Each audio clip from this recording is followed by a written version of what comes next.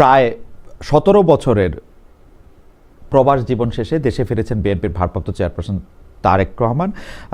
তিনি সক্রিয় রাজনীতির বাইরে কিছুদিন ছিলেন, তারপরে রাজনীতিতে সক্রিয় ছিলেন বিদেশ থেকেই।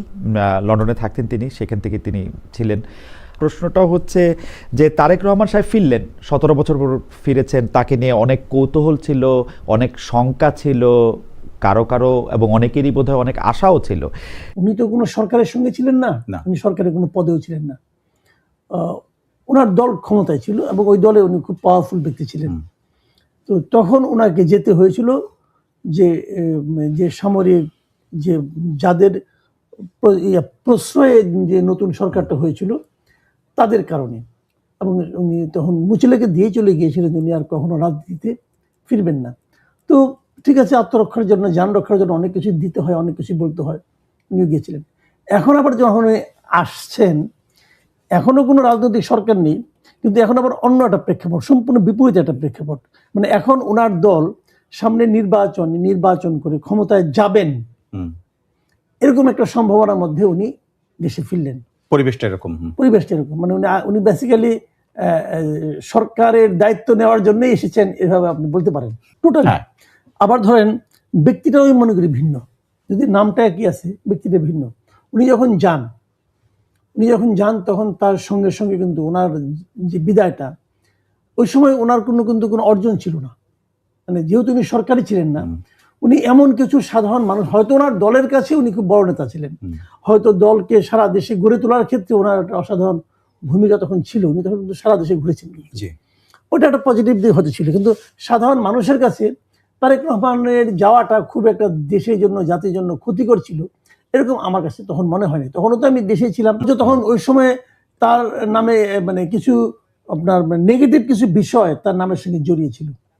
যেমন হাওয়া ভবন ছিল, হাওয়া ভবনে যে লোকগুলি তার সঙ্গে ছিল, এই প্রত্যেকটা লোকের নামে দুর্নীতির অভিযোগ ছিল, প্রত্যেকটা লোকের নামে ক্ষমতার অপব্যবহারের অভিযোগ ছিল, সেই লোকগুলি তার আশেপাশে ছিল। কিন্তু তো সেরকম অবস্থায় উনি দেশ ছেড়ে চলে গিয়েছিলেন, এবং যাওয়ার পরবর্তী যে 15-16 বছর, এই সময়টা যারা ক্ষমতায় ছিল, মানে আওয়ামী লীগ, হাসিনা, যাই বলেন না কেন, তারা ক্রমাগত ওই যে হাওয়া ভবন ভিত্তিক যে প্রচারণাটা, সেটাকে তারা নার্সিং করেছেন। শেখ হাসিনা ক্ষমতায় আসলেন 2008-এর শেষ দিকে, ধরলাম 2009 থেকে ধরেন আপনি, আর গেলেন কত সালে, 2024-এ আগস্ট, তাই না? তাহলে এখানে তার কিন্তু একটা লম্বা সময়, কিন্তু এই লম্বা সময় ধরে অনেকের হয়তো মনে করেন তখন শৈশব ছিল, সে এখন যুবক হয়েছে, ভোট দিচ্ছে এখন যার বয়স 18 বছর, তখন সে 2-3 বছরের বাচ্চা। তার জ্ঞান হওয়ার পরের থেকেই সে শুনে আসছে সরকারের কাছে যে তারেক রহমান হাওয়া ভবন খারাপ মন্দ, সে কিন্তু শুনে শুনে বড় হয়েছে। তারেক রহমান কিন্তু বিশেষ করে ইমেজ নিয়ে ফিরেন নাই।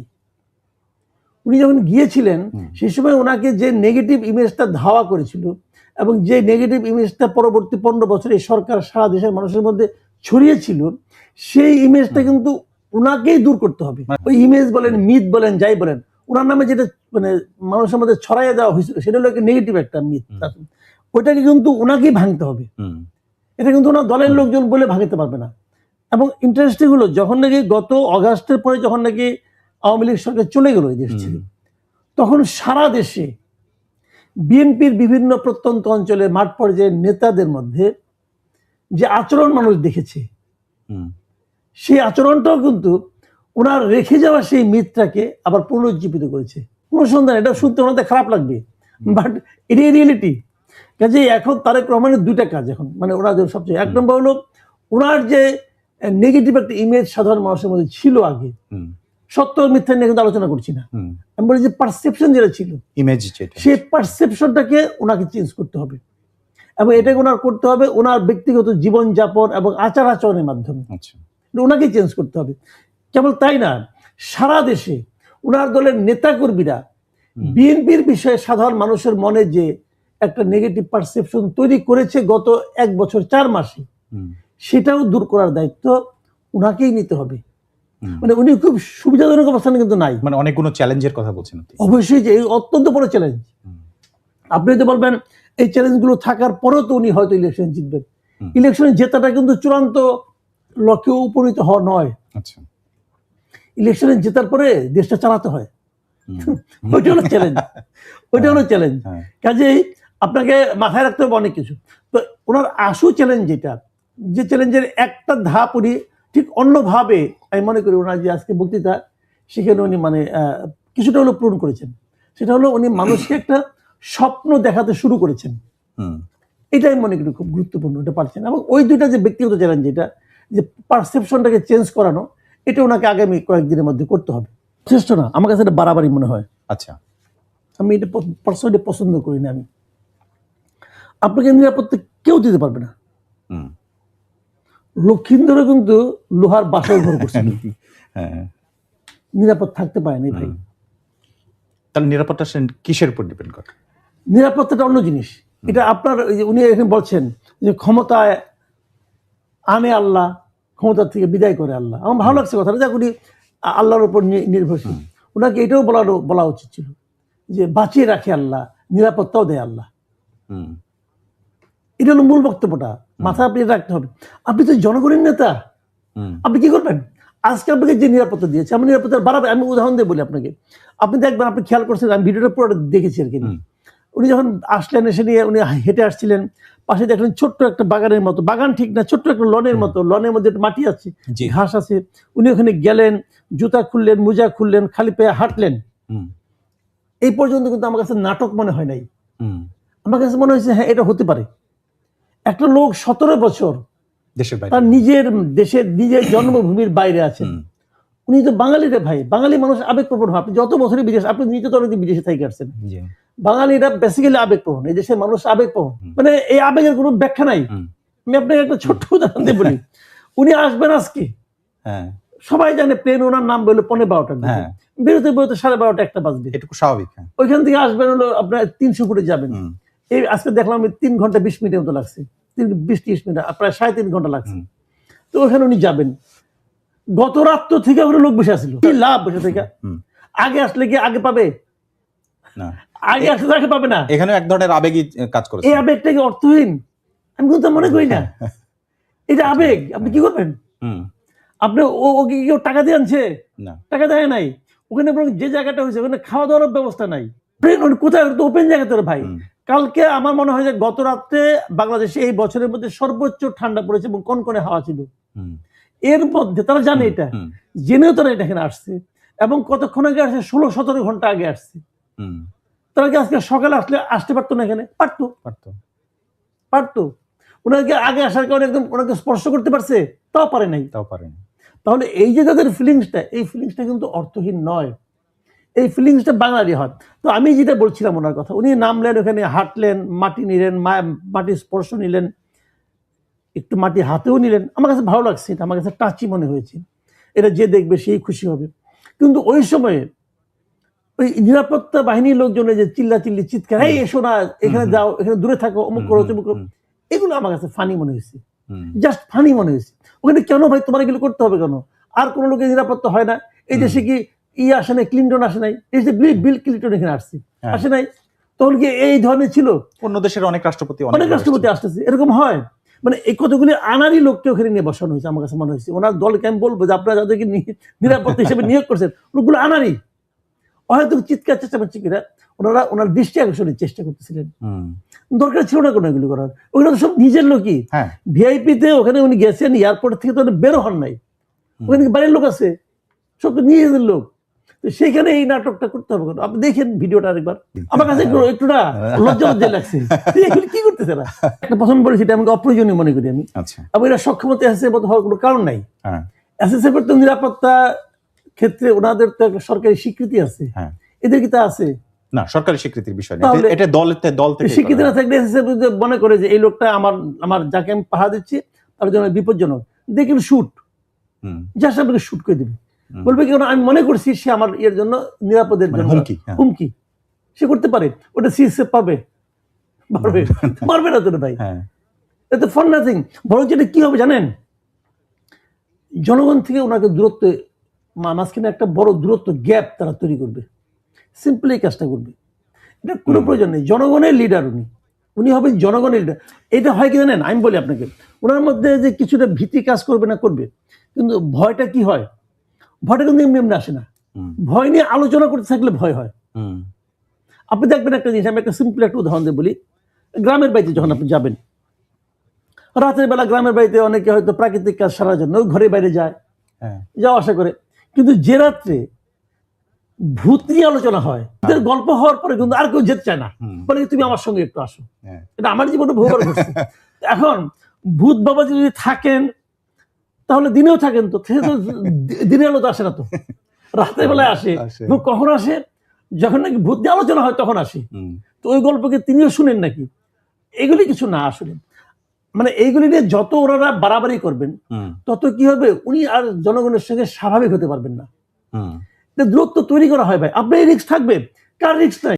আছে কি, আমি নিজেও মাঝে মাঝে বলি, আমি গত মানে এই গভর্নমেন্ট আসার পর থেকে, আগে তো ওনার মানে ভিডিও আমরা অন্তর্বর্তীকালীন পেতাম না। সরকার আসা পরে। অন্তর্বর্তী সরকার আসার পর থেকে আমি ওনার ভিডিওগুলো দেখি, উনি যে সমস্ত ভিডিও অনলাইনে পাওয়া যায় হুম, সেগুলো আমি দেখার চেষ্টা করি। আমার কাছে ওনাকে খুবই ম্যাচিউরড একজন পলিটিশিয়ান মনে হয়, ঠিক আছে? তো ওনার একটা নতুন রূপ আমাদের দেশের জনগণ কিন্তু দেখতে শুরু করেছে এবং আগামীতে দেখতে থাকবে। হুম, এই চেহারা তারা দেখে নাই, হুম, যদিও সে ক্ষমতায় ছিল না, সরকারি ছিল না, হুম, কিন্তু তবুও তার তো কিছু কথাবার্তা আমরা তখন শুনতাম। হুম, এই চেহারা কিন্তু একটা নতুন চেহারা, আমি এটা মনে করি। কিন্তু ওনার সঙ্গে যে সমস্ত লিডার আছেন, বিএনপির। হ্যাঁ, ফার্স্ট টায়ার, সেকেন্ড টায়ার, এমনকি থার্ড টায়ার পর্যন্ত, এদের মধ্যে কি চেঞ্জটা আসছে? এটা হলো ওনার সবচেয়ে বড় চ্যালেঞ্জ। আচ্ছা, ভালো একটা দিক বলেছেন। উনি কি ওনার এই লোকগুলিকে যাদের নিয়ে উনি চলবেন তাদের মধ্যে কি চেঞ্জটা আসছে? ভালো মতো দেখেন তো আপনি, প্রত্যেক লিডার যারা বড় বড় নেতা আছে দেখেন, খুব চিন্তা করে দেখেন, আজকে থেকে 10 বছর আগে এই লিডার কি ছিল, যখন তারা ক্ষমতায় ছিল 2007-এ 6 মানে 1 থেকে 6 পর্যন্ত, এই লিডারগুলো কিন্তু ক্ষমতায় ছিল সবাই। তখন তাদের যে আচরণ ছিল, তখন তাদের যে জনগণের প্রতি তাদের যে সিম্প্যাথি ছিল, কথা ছিল, বাট যে সমস্ত আচরণ তারা করতো, তার সঙ্গে এখন কোনো চেঞ্জ পান কিনা? আমি তো তারেক রহমানটা পাই। তারেক রহমান নিজে পাল্টে গেছেন, হ্যাঁ, কিন্তু তারেক রহমান কি দলকে পাল্টাতে পেরেছেন? এর মধ্যে একাধিক কারণ আছে। একটা, প্রথমত তো পরিবেশে একটা কারণ আছেই। উনি আপনার লন্ডনে ছিলেন, ওখানকার একটা পরিবেশ উনি দেখেছেন, একটা মানে মানুষের সঙ্গে যারা মিশেছেন তাদের মধ্যে একটা পরিবেশ দেখেছেন উনি। সব দেখে ওনার এই সময় উনি প্রচুর লেখাপড়া করেছেন বলে আমার ধারণা। কি করবেন সারাদিন, তো আর কোনো কাজ নেই, উনি তো মানে খুব বেশি একটা মানে সোশ্যাল ইভেন্টগুলোতে খুব একটা যাইতেন না, কিন্তু তো বাসায় থাকতেন। পড়াশোনার একটা পরিবেশনা ছিল, দেশ নিয়ে, ইতিহাস নিয়ে নিশ্চয়ই প্রচুর পড়াশোনা করেছেন আমার ধারণা। তার ওনার কথাবার্তা শুনে এখন আমার এরকম মনে হয়। আজকে যে বক্তৃতা দিলেন, ধরো 16 মিনিট উনি বলেছেন, উনি তো কোনো নোট নিয়ে বলতেছেন না, সরাসরি বলেছেন। সরাসরি বলতেছেন। এটা তো এই যোগ্যতা তিনি অর্জন করছেন ভাইয়ের মধ্যে, তাই না? তো যে এগুলো একটা বিষয় তো আছেই, কিন্তু এখানে যারা আছেন তারা কিন্তু এই সময়ে অতটা প্র্যাকটিস করছেন অথবা ওরকম ভাবে আমার কাছে মনে হয় না। আমার কাছে একই রকম মনে হয়, আমি একই রকম দেখতেছি। এরা কিন্তু গত 16 বছর একই রকম আছেন। তো এখন তারেক রহমান যেখানে যাবেন, তারেক রহমান যা ভাববেন, তারেক রহমান বাস্তবায়নের যে উপায়গুলো নিয়ে চিন্তা করবেন, সেই বিএনপি তাকে ফলো করতে পারবে কিনা, আচ্ছা, এটা কিন্তু ওনার জন্য একটা বড় চ্যালেঞ্জ। উনি তো নতুন করে ওনার মতো কিছু লোককে পয়দা করতে পারবেন না। না, হ্যাঁ, কাজে সেক্ষেত্রে এদেরকে ওনার রূপান্তর করতে হবে। এই রূপান্তর কর্মটা উনি যদি আরেকটু আগে শুরু করতে পারতেন তাহলে ভালো হতো। উনি একদম মাঠ পর্যায়ে পর্যন্ত কিন্তু নিয়মিত ওনার কথাবার্তা হতো, জি, ভিডিও কনফারেন্স করতেন। কাজে কিছু কিছু জানেন, কিন্তু জানার পরেও ভুল কিছু হবেই। আচ্ছা, ভুল হবেই কেন, বড় জোর তোর ভাই। হ্যাঁ, মানে বিষয়টা এমন, ভুলটা কখন হয় জানেন? যখন বিষয়টা এমন হয় যে এই মানে এই ধানের শীষ মার্কাটা পাইলে আমি ইলেক্টেড হয়ে যাচ্ছি। এই যে যখন এই জিনিসটা মাথার মধ্যে ঢুকে যায়, তখন কিন্তু মানুষ নানাভাবে চেষ্টা করে, টাকা পয়সা অমুক তমুক দিয়ে নানাভাবে চেষ্টা করে। এখন এই বাজে ডোমিনেশন যে হয়েছে, এখানে কিন্তু টাকা পয়সার লেনদেন কি হয় নাই? হয়েছে। এটা কি ওনারা তো অস্বীকার করবার হয় নাই, কিন্তু আমি মনে করি হয়েছে। কারণ যারা টাকা পয়সা দিয়েছে তারাও তো বলে কিছু কিছু, কিন্তু শুনি তো কিছু টাকা পয়সা লেনদেন হয়েছে। লেনদেন হওয়ার কারণে কিছু ভুলভ্রান্তি হয়েছে, এবং এই লেনদেনও চলতে থাকবে, ভুলভ্রান্তিও চলতে থাকবে, এবং দলও অগ্রসর হবে। বড় দলগুলি বাংলাদেশে এটাই হয়। বাংলাদেশে আগে কিন্তু এরকম হতো না। যেমন 70 ইলেকশন যেটা হয়েছিল, যখন নাকি বঙ্গবন্ধু যখন ছিলেন, তখন কিন্তু এই ধরনের টাকা পয়সার লেনদেনটা হতো না, কিন্তু এখন হয়। এর মধ্যে অনেক কিছু চেঞ্জ হয়েছে, রাজনীতিও চেঞ্জ হয়ে গেছে, রাজনীতির মধ্যে ব্যবসা ঢুকে পড়ছে, তারপরে একসময় ব্যবসায়ী রাজনীতিকে নিয়ন্ত্রণ করা শুরু করছে। এখন আমরা এই স্তরে আছি, কিন্তু কাজে সেখান থেকে বেরিয়ে আসাতে খুব সহজ হবে, এটা সময় লাগবে না। বিএনপিরও সেই ঝুঁকি আছে এইবারও কিছু, হ্যাঁ আছে, অনেক জায়গায়। এই আলোচনাটা আগের গভর্নমেন্টের সময় অনেক বেশি হতো, অনেক বেশি হতো, তখন তার কোনো প্রতিদ্বন্দ্বী প্রার্থীও থাকতো না, ছিল না, যেখানে বেশি হতো। কিন্তু এইবারও হয়েছে, এবং সেই হওয়াটাকে উনি কিভাবে হ্যান্ডেল করেন সেটা গুরুত্বপূর্ণ। সেটা দেখার ব্যাপার। তবে ওনার যারা সঙ্গে সঙ্গে যারা থাকবেন তারা হয়তো বলবেন যে আমরা এত ব্যবধানে জিতবো যে দুই একটা রকম বাদ গেলে কোনো সমস্যা নেই, তারা এগুলো ওনাকে বুঝাবেন আর কি। বাট এই বুঝটা ভালো বুঝ হবে না, তো উনি বলবেনই, কারণ উনি যে এই বিপুল নিরাপত্তা পাচ্ছেন অথবা নিচ্ছেন এটাকে জাস্টিফাই করার জন্য ওনাকে নিরাপত্তার কথা উনি বলছেন, এটা নিয়ে আমার কোনো বক্তব্য নেই। ওনার মানে স্টাইল, ওনার নিয়ে বলবো না। আমি যে জায়গাটা দেখি সাধারণ মানুষ হিসাবে যে জায়গাটা আমাকে আশাবাদী করেছে সেটা আমি বলি, সেটা হলো উনি ওনার প্ল্যানের কথা বলেছেন, পরিকল্পনার কথা বলেছেন, কিন্তু পরিকল্পনাটা কি তা বলেন নাই। না, ওনার মধ্যে পরিকল্পনা আছে এটা বলেছেন। আমি ধারণা করি এই পরিকল্পনাটা ক্রমশ প্রকাশিত হবে আগামী 1-1.5 মাসে, এটা আমি ধারণা করি। কিন্তু সবচেয়ে যেটা আমার কাছে মানে খুবই মানে আমাকে আশাবাদী করেছে সেটা হলো উনি বলেছেন যে ওনার এই পরিকল্পনা বাস্তবায়নের জন্য সকলের সাহায্য লাগবে বলেছেন। এবং সেটা উনি বলেছেন যে মানে আপনার লিঙ্গ, ধর্ম, বর্ণ নির্বিশেষে এবং দলমত নির্বিশেষে বলেছেন। দলমত যখন বলছেন তখন আমি আশাবাদী হয়েছি, কারণ আমি দেখেছি আওয়ামী লীগের আমলে, আওয়ামী লীগের শেষের 14-15 বছর এই সময়টাতে আওয়ামী লীগ ওনাদের দল ছাড়া আর কোনো দলকে মানতেই চান নাই, অন্য দল নাই, অন্য দল হলো এই দেশে থাকবে না তারা। এমনকি বিএনপির প্রতি, জামাতের প্রতি ওনাদের যে মনোভাব ছিল, পুরো মনোভাবটা ছিল দেশটাকে আসলে বিভক্ত করার একটা রাজনীতি ওনারা করছিলেন। আমি আশা করেছিলাম এই অন্তর্বর্তীকালীন সরকার যেহেতু কোনো দলের প্রতিনিধি না, অতএব এরাও সেই পুরো জাতিকে ঐক্যবদ্ধ করার একটা প্রক্রিয়াতে অগ্রসর হবে। কিন্তু ওনারা ওই 15 বছর তারা যা করছে তার চেয়েও তীব্রভাবে দেশটাকে বিভক্ত করার চেষ্টা করছে এই ইউনূস সরকার। তার বিপরীতে উনি এসে সবার সাহায্য চাচ্ছেন এবং প্রথম দিনেই আমার কাছে মনে হয়েছে এই জায়গাটা যে আমার জন্য এটা আশাবাদ ব্যক্ত করে মানে আপনার আমার মধ্যে জাগায় যে উনি সবাইকে নিয়ে দেশটাকে নিয়ে অগ্রসর হতে চান, এবং এটাই হলো যে সবচেয়ে কার্যকর। আপনি একটা অংশকে বাদ দিয়ে দেশটাকে অগ্রসর করতে পারবেন না রে ভাই, আপনার সবাইকে নিয়ে দেশটাকে অগ্রসর হতে হবে। এবং এই ইঙ্গিতটা উনি একাধিকবার দিয়েছেন এই বক্তৃতা। যদি আগামীতে ওনার কর্মকাণ্ড সেরকম না পাই তাহলে একটু কম ভাববো, যদি আরো কম পাই তখন সন্দেহ করবো, এটা হবে। কিন্তু প্রথম বক্তব্য তো প্রথম বক্তব্যের পরে ওনার কাজটা দেখি আমরা। ভাই আমার কাছে পরিষ্কার কথা, আপনি জাতিকে বিভক্ত জাতি কখনো অগ্রসর হতে পারে না, পৃথিবীর কোথাও পারে না। জাতিকে ঐক্যবদ্ধ করতে না পারলে আপনি পারবেন না। বছর কয়েক আগে যে ফাটাকেষ্ট অভিনয় করে, আচ্ছা এটা কি হয় মানে উনি একাই 100 কিন্তু। তো আমাদের সোসাইটিতে না এই যে পলিসিটা, এই যে মানসিকতাটা, এটা ভেরি ইম্পর্টেন্ট। বিএনপির 19 দফা কি, জিয়াউর রহমানের 19 দফা কি, এর চেয়ে ইম্পর্টেন্ট হলো জিয়াউর রহমান আসছিল আমার এখানে, উনি আমাদের সঙ্গে কথা বলছেন, এটা ইম্পর্টেন্ট। বিএনপি রাজনীতি এটা বললে অনেকে খারাপ মনে করবেন, বাট দিস ইজ রিয়েলিটি আমাদের দেশের।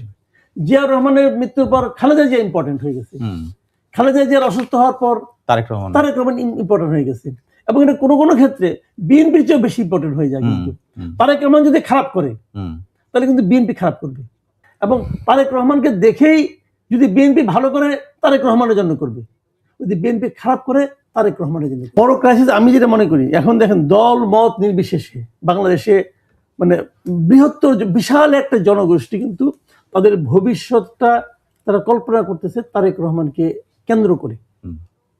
ভাই আমরা আর চাই না মারামারি, আমরা দেশটাকে সামনের দিকে নিতে চাই।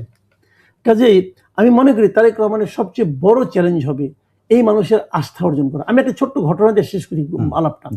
আপনার মনে আছে যে 2024-এর নির্বাচনের আগে বিএনপি ধারাবাহিকভাবে প্রত্যেকটা বিভাগীয় শহরে জনসভা করতো, এবং সেই জনসভা যেদিনই ডাকতো সেদিনই আওয়ামী লীগ গভর্নমেন্ট করতো কি তার যে অনুগত লোকজন আছে তাদের দিয়ে হরতাল ডাকতো, যাতে ওখানে কেউ না আসতে পারে। মানুষ নদীর সাতটায় ওখানে আসতো, 30-35 কিলোমিটার হেঁটে তারা জনসভায় আসতো। কি একটা আকাঙ্ক্ষা নিয়ে আসতো না, আসতো। এই যে তাদের আকাঙ্ক্ষা, যখন তারা জনসভার থেকে ফেরত যেত তখন কি সে আকাঙ্ক্ষাটা নিয়ে ফিরতে পারতো? ওই আশাবাদ নিয়ে ফিরতে পারতো?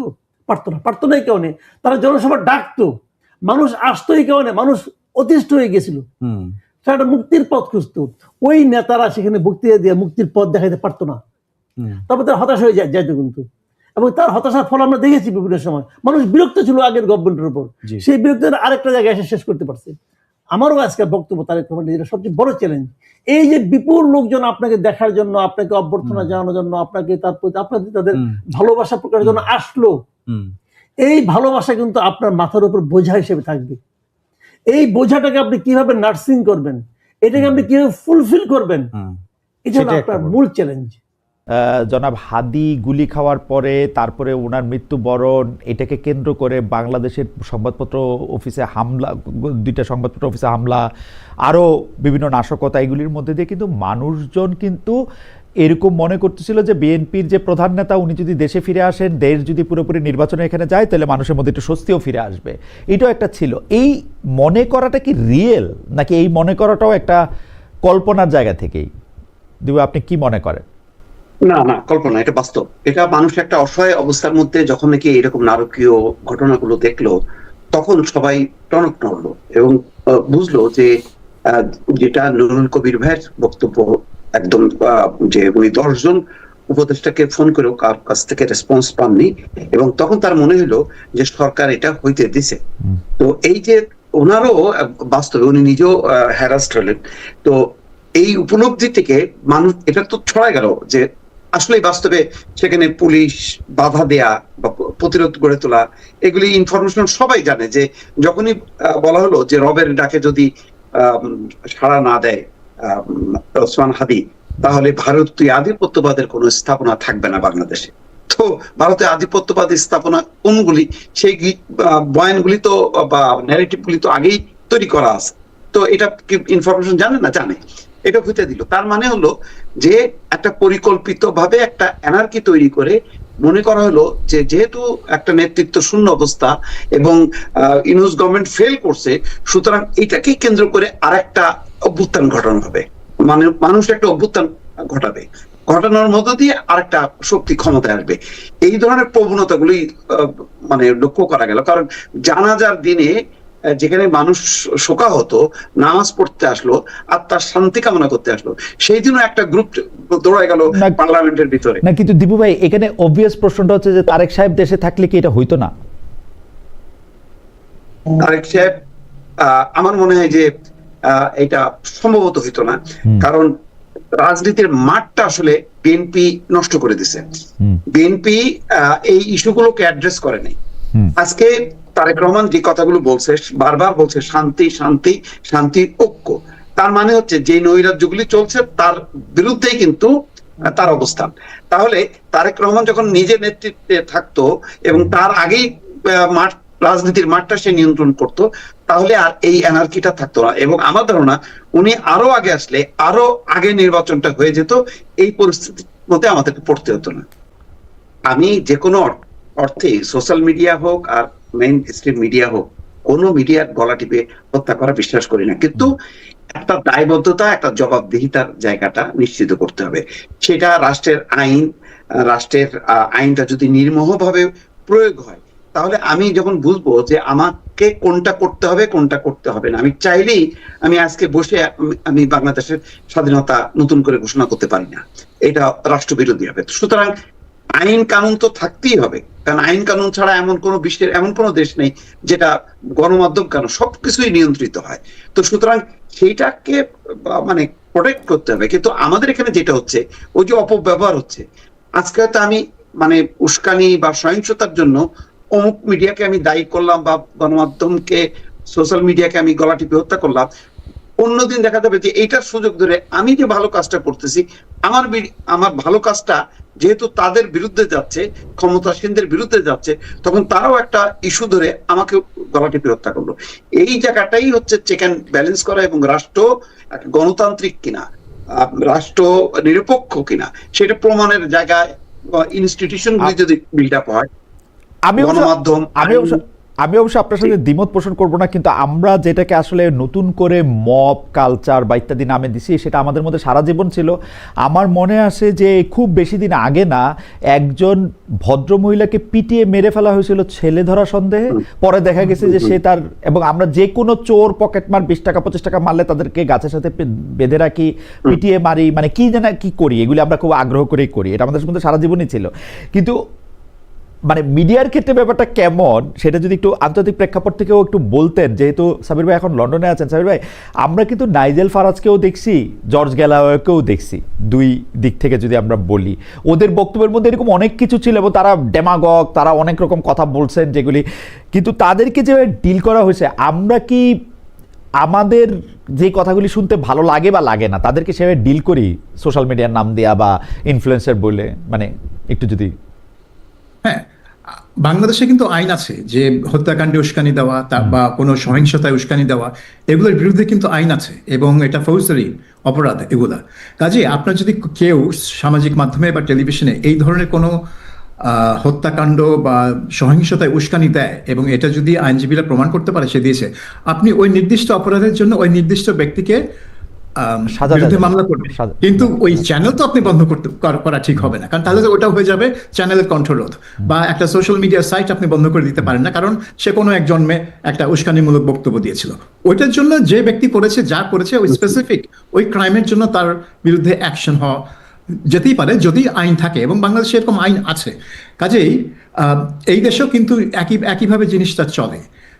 এটা মিডিয়া হোক আর যেই হোক, এখানে যদি কেউ কোনো অপরাধ করে তার বিরুদ্ধে মামলা হবেই। আপনি দেখেন সবচেয়ে বড় উদাহরণ হচ্ছে যে নিউজ অফ দ্য ওয়ার্ল্ড নামক যেই সাপ্তাহিক পত্রিকা ছিল, বিশাল 125 বছরের পুরনো পত্রিকা, সানডে পত্রিকা, তার যে সম্পাদক ছিল, পরে সে প্রাইম মিনিস্টার ডেভিড ক্যামেরনের প্রেস সচিব বা হেড অফ কমিউনিকেশন ছিল। সেই কমিউনিকেশন হেড থাকা কালে তার বিরুদ্ধে মামলা হয়েছে, তার বিচার হয়েছে এবং বিচারে তিনি দোষী সাব্যস্ত হয়েছেন। কি ঘটনা? তারা বেআইনিভাবে একটা মৃত মেয়ের টেলিফোন ভয়েস মেসেজ হ্যাক করেছিল।